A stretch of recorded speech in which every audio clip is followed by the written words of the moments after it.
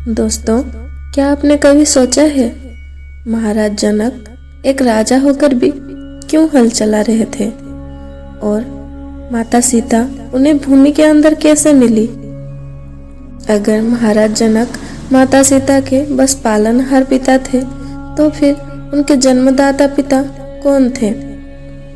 दोस्तों, एक बार की बात है, महाराज जनक के राज्य मिथिला में एक बार अकाल आया हुआ था।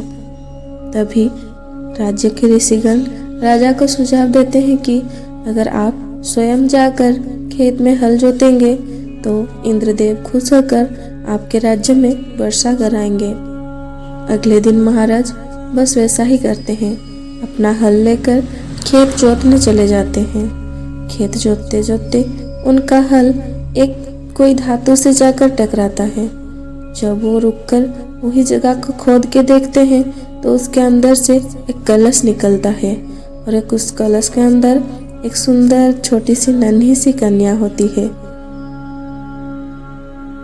हल के फूल को सीत कहा जाता है और सीत से टकराने के बाद मिली थी, इसीलिए उनको सीता नाम दिया जाता है।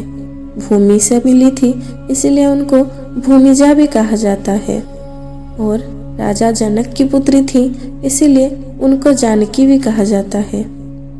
परंतु दोस्तों, सोचने वाली बात यह है कि वो उस भूमि के अंतर्गत कहां से आई? उन्हें वहां कौन छोड़कर गया था? दोस्तों, एक बार की बात है, ग्रीष्मद नाम के एक ब्राह्मण माता लक्ष्मी को अपने पुत्री के रूप में प्राप्त करना चाहते थे। इसलिए वो एक मिट्टी के पात्र में हमेशा थोड़ा थोड़ा दूध अभिमंत्रित करके रखते थे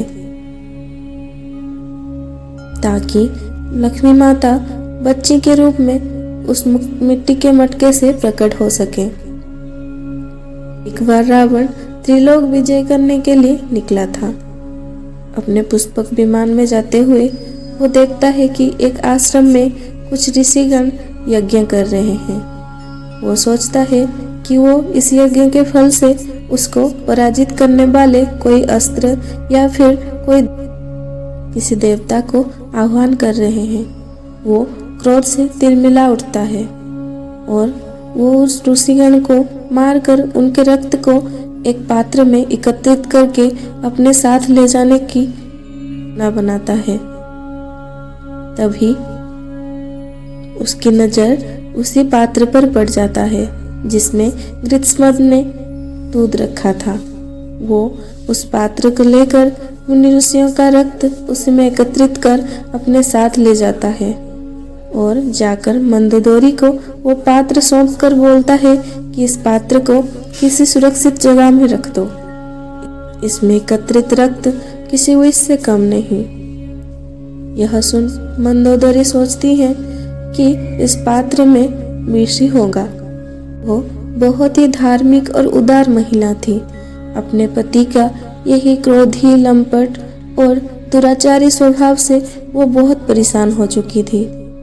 वो इस पात्र के रक्त को पान कर अपना प्राण त्याग करने का सोचती है। उस पात्र के रक्त को पान करने के बाद उनके प्राण तो नहीं जाते, परंतु उनका गर्भ धारण हो जाता है।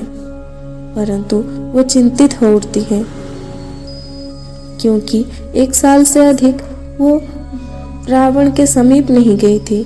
तो फिर ऐसे में अगर वो गर्भ धारण करती हैं तो उनके सतीत्व के ऊपर आ जाती थी।